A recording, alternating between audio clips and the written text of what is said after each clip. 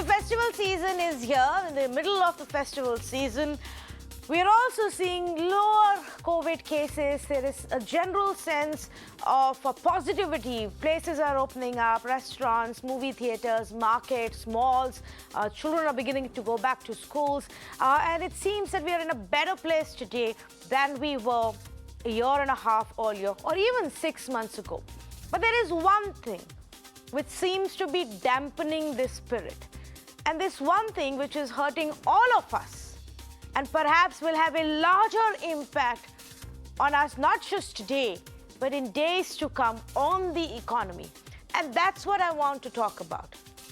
That's the factor of rising prices, mehengai, inflation, high prices, whatever you want to call it, from fuel to vegetables to your daily consumer goods, from your soaps and shampoos to the biscuits to the oil that you use both for your cooking and elsewhere as well.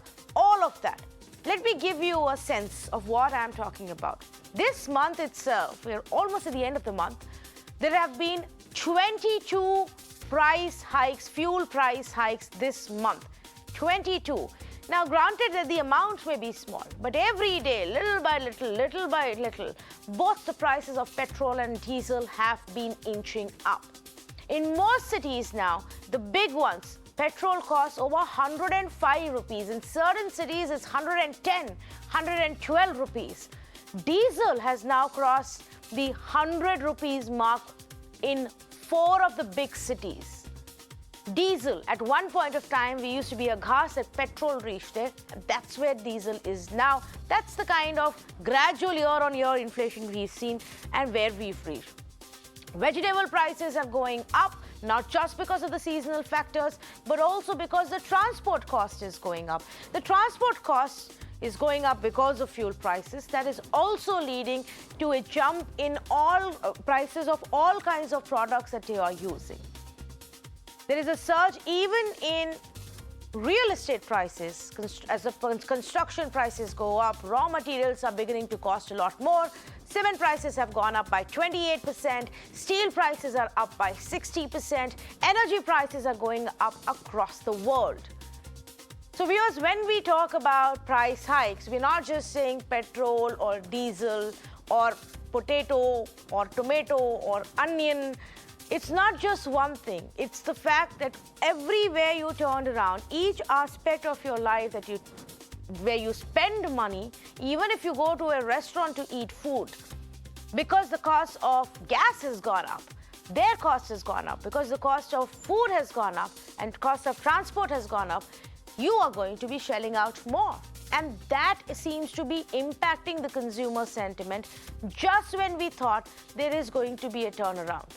Even paints, whether it's Asian Paints or Berger Paints, the biggest of the companies, have increased their prices significantly. Asian Paints prices across the portfolio have gone up by 10%. Berger Paints, again, high single digits.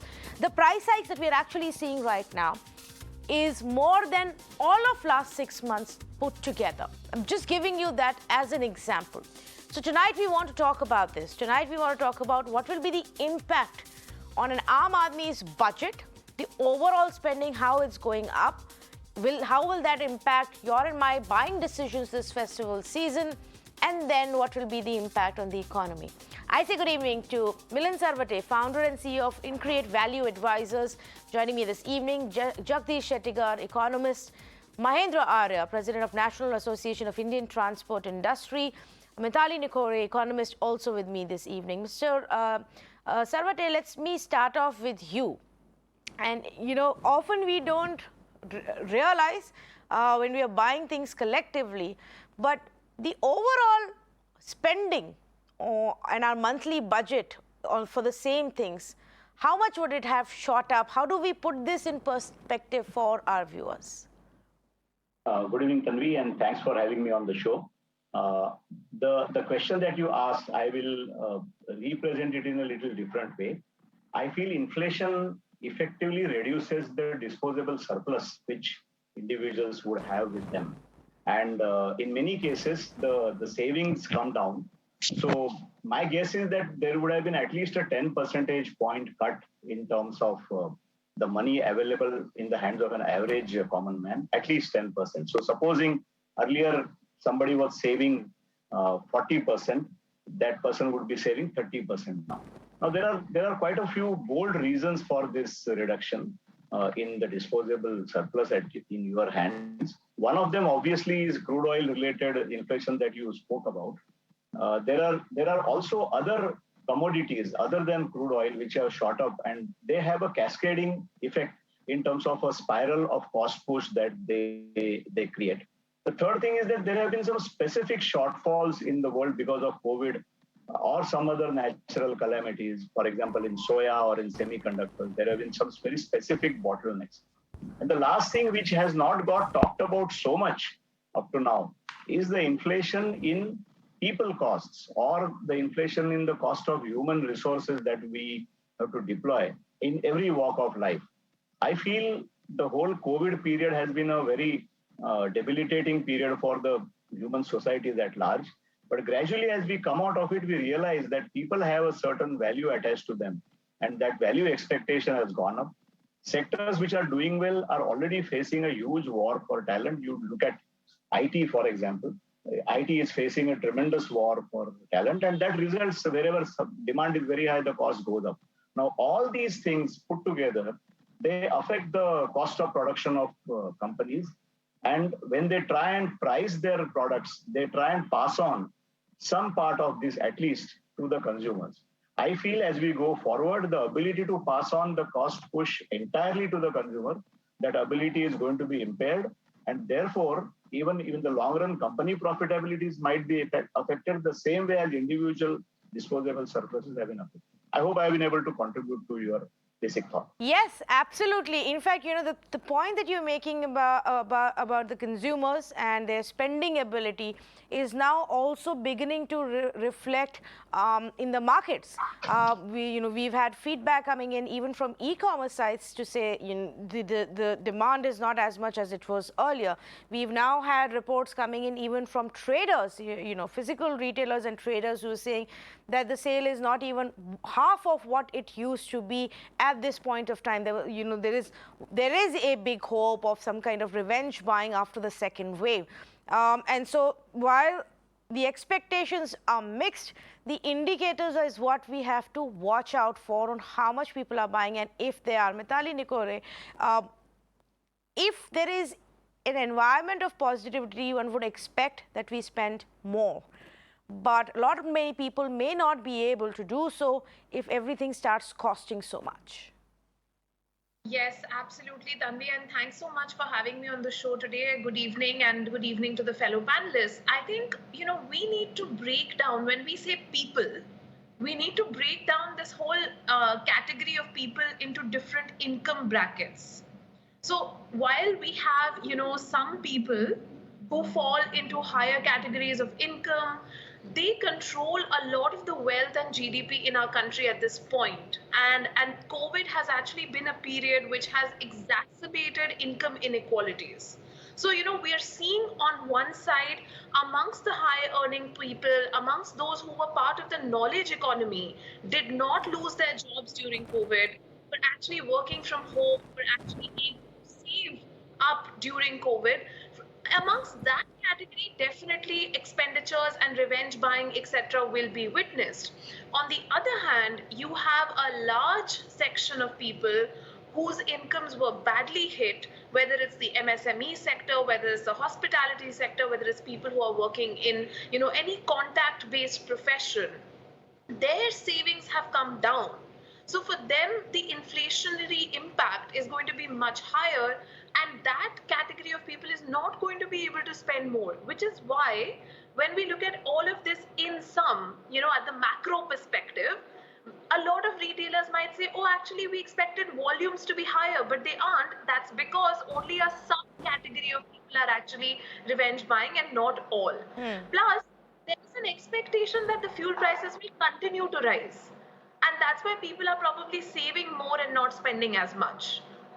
Yes, you're right. I was reading about the impact not just for us as consumers, and I think a lot of us will obviously realize it as we pay more, but even for the businesses, which is a point that Mr. Sarvate was also referring to. For example, the FMCG distributors have been badly impacted because while the maker of a soap, shampoo, biscuit, oil is able to increase the price right now and sell it, the ones who are actually bringing it to the market are not getting a higher margin but are spending more on transport costs. So their costs have gone up, but they are not earning that much money, and they are right now in a bit of a problem. That brings me to the point of transport, Mr. Mahendra Arya. You and I had a conversation a few weeks ago as well, and things only seem to be worsening. Help us understand what is the impact on the transport industry, which is obviously very key to reviving our economy.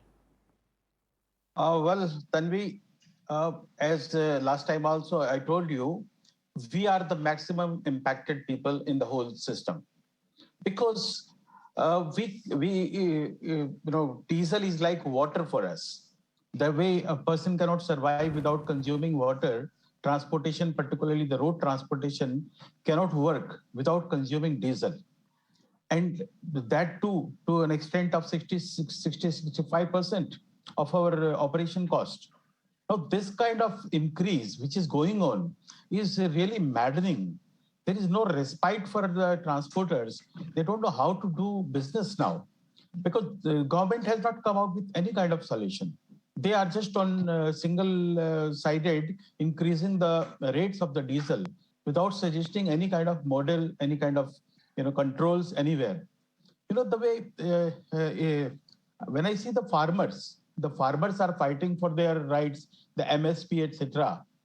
I think they should have changed their stance. Instead of fighting for the MSP, they should have fought for the price control on the input side.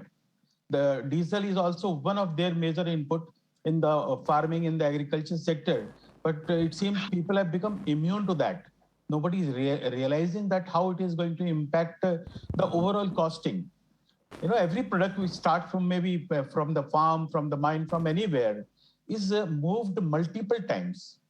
First, it comes as a raw material, then it comes maybe as a semi-processed food product. It is moved further, then it goes to the distribution, warehousing, till the last mile. I think there is a continuous process of transportation, and at every point of time, there is a consumption of diesel. Now, we as a transporter, because you addressed me the question being a transporter and representing the India's one of the largest association, now people are at a loss.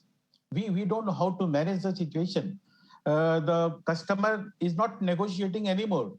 Earlier, when there was a increase maybe of once in a month or once in a fortnight, there was some kind of sense in that to talk. But now every day you cannot go on sending out the email to the customer. Sir, my price has gone up today. Please increase my rate tomorrow. Nobody is considering that. So that has put the entire logistics industry into such a mess that there are even the companies who have been working with contracts, they are disowning the contracts now. They say, okay, we'll work on day-to-day basis. We don't have any contracts. So with this kind of situation, I think the entire transport system is going to be out of the gear. And the impact is definitely going to be on the transport industry as well as, of course, on the consumer also. Yes. Well, the consumers feeling it, even the industry, especially, the smaller businesses are the ones who will actually end up suffering the most, where they don't have those kind of deep pockets or working capital in hand or even margins to look at. Now, Mr. Shettigar, thank you for patiently waiting and listening to everybody. I wanted to come to you on the aspect of what can be done. The RBI governor has repeatedly spoken about rationalizing, some of the prices and taxes. The biggest of the companies today are warning of unprecedented price hikes and inflation continuing. The IMF has spoken about how it will become a challenge for governments and central banks in many countries, not just in India. Should there be a government intervention, and if yes, what kind? Now, here the two side effect. One is, of course, it is an imported inflation, mainly because of the rise in the commodity prices, especially the crude oil, resulting in the rise in the petroleum product prices. And apart from that, another development is that for quite a long time, the corporate sector was not passing on its rise in the cost to the consumer. That is how their margin was going down. Now that the market is picking up, probably corporate sector felt that this is the time to pass on the part of the rise in the cost to the consumers. So that is how the prices, some of the prices have started going up, whether it is the steel or the cement, so all that. Now, coming to the petroleum product prices, I think the only way out is the bringing the petroleum products into the GST net. Because unfortunately, there has not been a consensus. In fact, the last the meeting of the GST Council meeting, the center proposed to discuss that, but there was no consensus because in the GST Council, it is not decided on the majority basis, it is on the consensus basis. But whenever there is a rise in the price, the both more than the center, the states also get benefited. That is why they are not ready to give up. So I feel that it should be brought into the GST net at the earliest, because narrowly, if you look at the people say that the governments will lose its revenue. It may be in the short run, but in the long run, the government will get benefited because if the prices, petroleum product prices go down, I'm sure that the cost of production will go down, both the private sector as well as the PSUs. And the PSUs will contribute more dividend to the government as a result. And as far as the private sector is concerned, when their cost of production goes up, because of the fall in the petroleum product prices, they will contribute the more corporate taxes. So I'm sure that in the long run, the government's revenue will not get affected. But unfortunately, those who look from the narrow angle, they think that if it is brought into the GST net, because even if we put highest GST rate, still the petroleum price should be around 70 rupees. So the government will not lose the revenue. Immediately, they may feel that the both states and the central government may lose the revenue. But one should look from the long run and the broader perspective.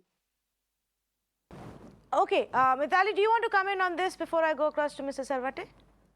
Thanks a lot, Tanvi. So I completely agree with Dr. Shettikar, but I also think that, it's not only about petrol prices and it's not only about the taxation.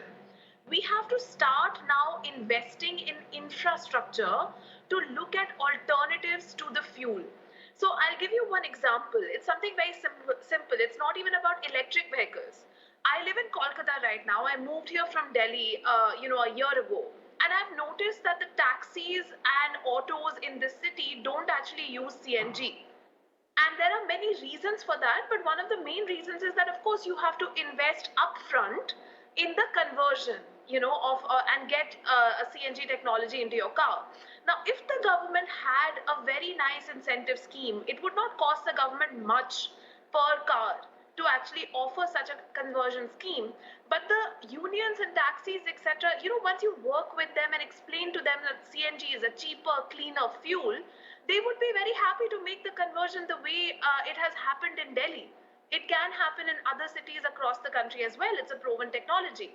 So I think what we really need at this point in time is to look at alternative fuels and give subsidies to the transporters, to the taxi people, to the auto walas, and say, please make the change towards CNG, LPG, etc. Because of course, electric vehicles, they are very suited to freight, they are very suited to buses, they are very suited to even passenger vehicles, but may not be as suited in the short run to, intermediate public transport. So we need to solve the problem with various incentives on a war footing, to be very honest, and we need to invest in the infrastructure that is required for that.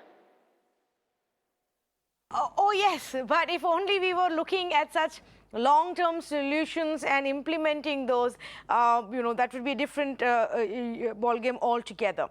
I come back with certain more examples, and Mr. Sarvate, if you can add insights to how you see what's happening right now and going forward, the way people are behaving. ET did a survey where the Delhi traders told them that the sales have significantly been much lower, not even half of what they used to be during the festival period. While the prices, of course, are going up, even your festival lights and gift items, the prices are 15, 20, 30% up just in the last few months.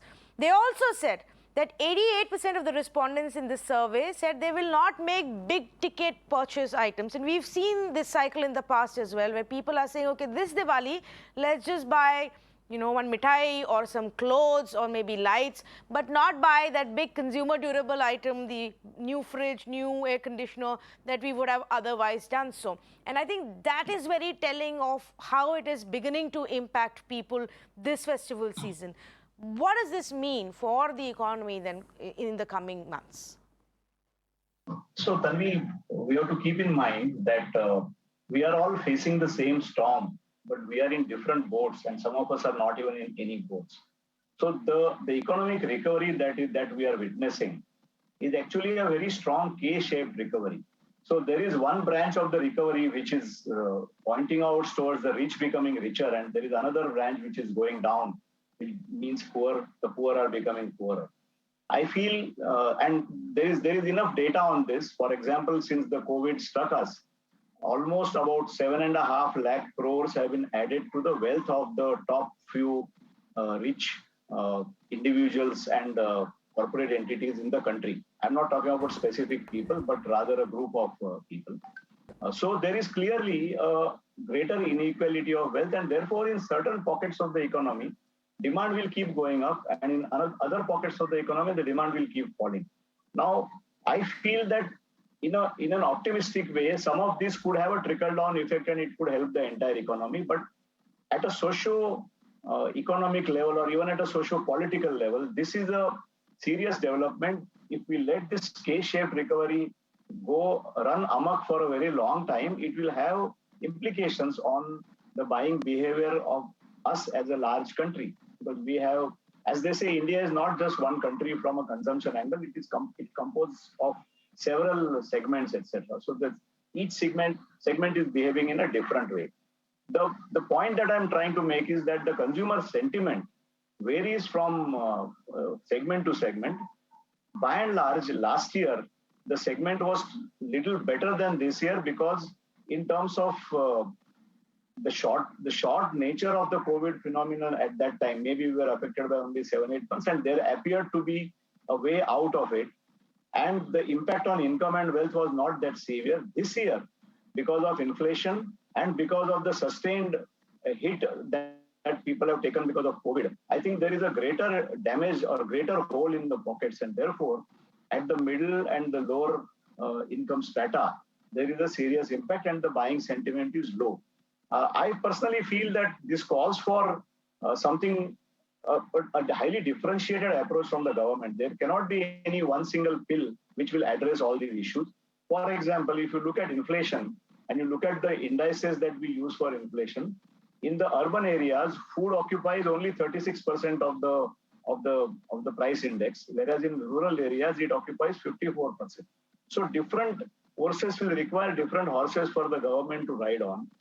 Fundamentally, if there is enough sensitivity and very customized solutions in different sectors of the economy, I think we'll be able to take something good out of the entire inflation phenomenon.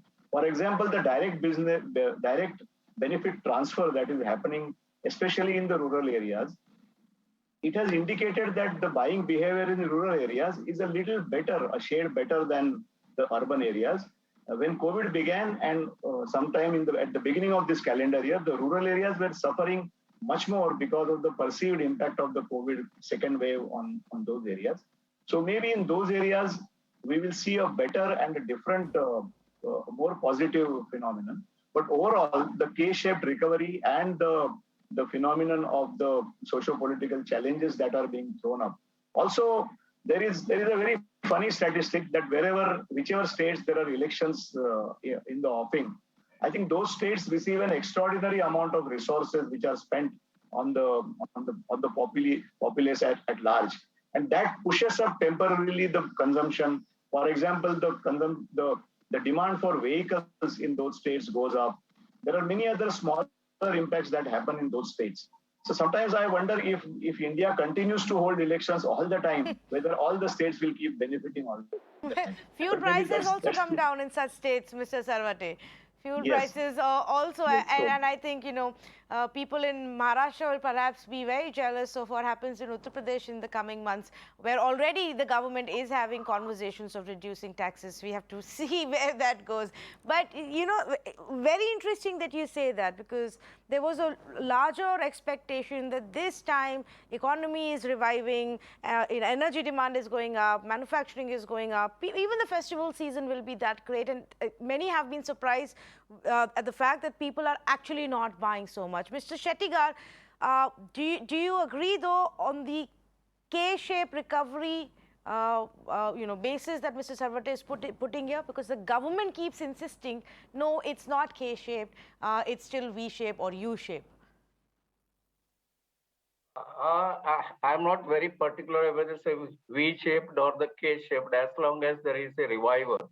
Because whatever the indicator we look at, whether it is a GST collection or the e-way bills or the consumption of the petroleum products or even the import rise, though there is a rise in the current account deficit, I look at the rise in the import is a positive signal of industrial development, because there is a close correlation between the rise in the import and the increase in the industrial growth.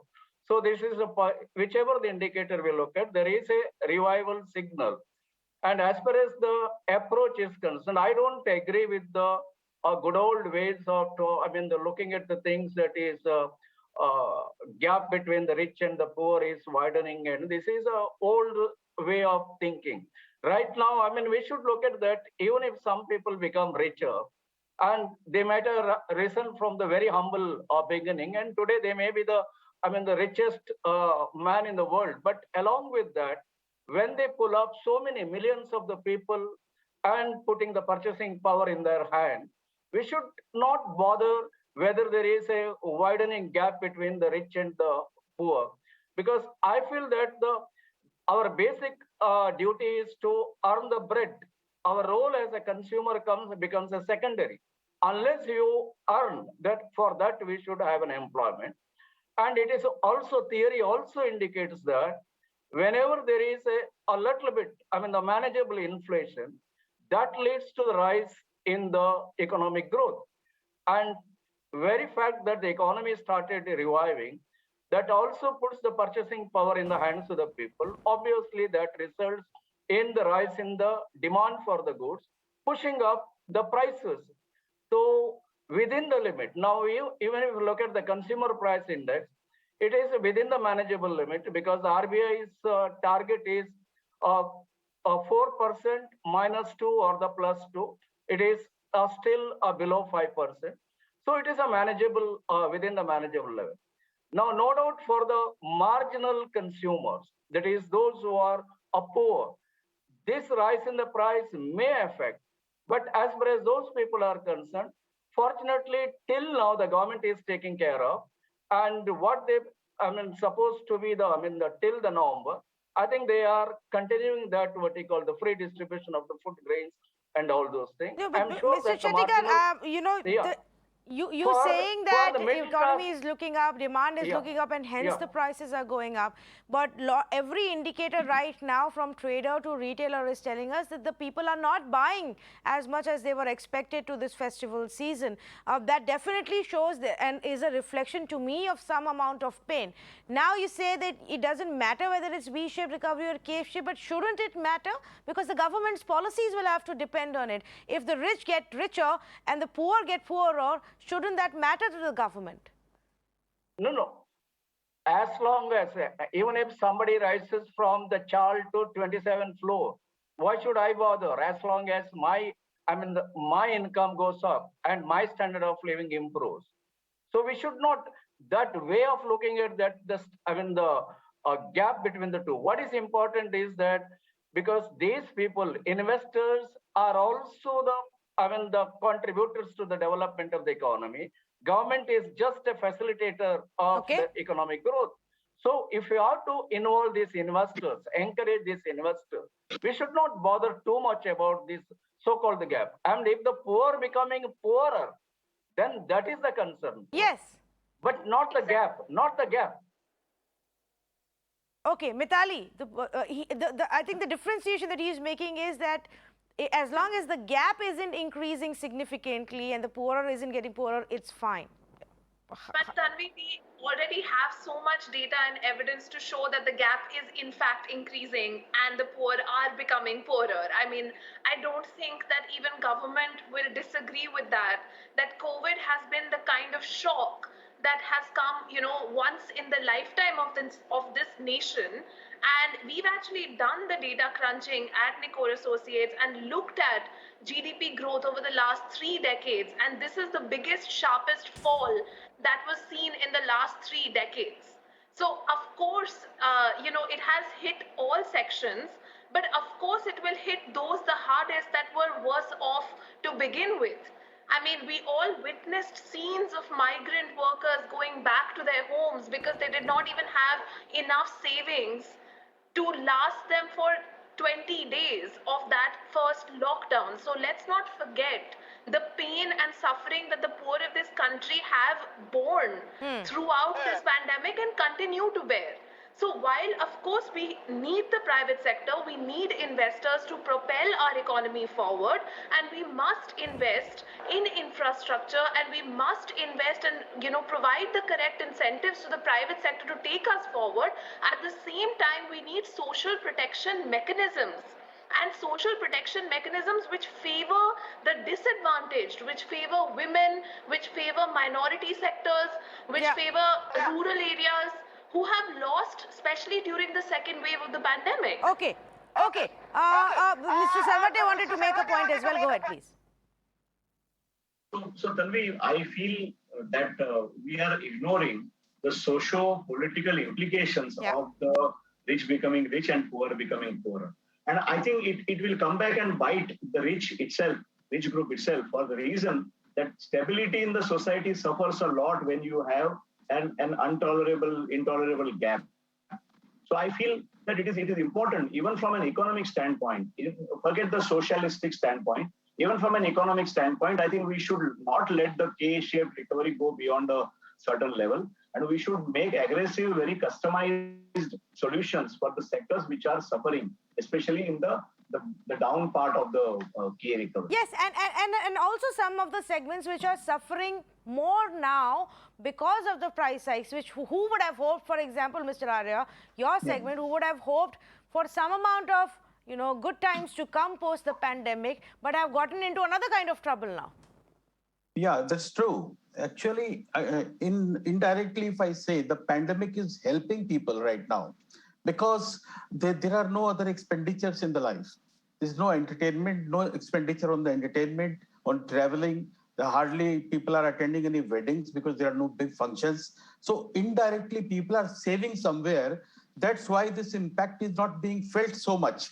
Otherwise, it would have made the life more difficult, very difficult, in spite of all other expenditure. If the this additional factor of the Mengai, that was mainly because of the fuel, that would have added to their woes very heavily. Talking about this gap business, see, India reacts when the onion prices go up. People don't react if a few thousands are added to the air freight, flying charges. So definitely the people who matter more are those who have to fight their life for survival every day. They have to meet all their expenditure. And this system doesn't make any difference. The same soap, same oil, same food, everything is being same, and the impact of the costing is same for everybody. Yeah. So the people who can afford that, they don't even realize that impact. But those who have to save every penny every day to meet all their expenses for their children's education, for the important thing. How can you cut down on the health? How can you cut down on the food? You cannot cut down on these basics. Yeah. If the basics are being affected, I think there is something wrong with the system. The government has to think about it. Yes, okay. Completely out of time, but I'm going to thank all of you for joining me on this conversation. Though we will continue with this focus. Shortly, I will be also speaking to former Finance Minister Mr. Chidambaram on the high prices, the rise, inflation, and its impact on economy. Extremely important to understand this. Here is how things stand, and all of you will realize it, and perhaps are realizing it for yourself as you go about your festival shopping, festival plans, and you realize that most of these things are beginning to cost you a lot more. Your services, all your products, your fuel, every part of your budget is going up. Now, what the experts are telling us is that while the companies are continuing to increase their own prices because crude is more expensive, transport is more expensive, every part of their input costs, what they have to put in to make that product is higher, which is why they're going to sell you the product for a higher price. And while they continue to do that, at some point, people will start buying lesser. And much lesser because they will not have the capabilities to spend so much money anymore. And then it will begin to impact the companies again. And if the company's business suffers, then people who are employed there, they will suffer. So it's a tricky place, which is why many experts are warning repeatedly, including the top economists from IMF to now the RBI governor, that we must ensure that we keep prices at a lower level. The target for inflation needs to be 4%, that the government needs to relook at its policy on fuel taxes. Will the government do so and look at various points of intervention to help you? Let's see. Maybe not this festival season, but hopefully soon. Thank you for joining us.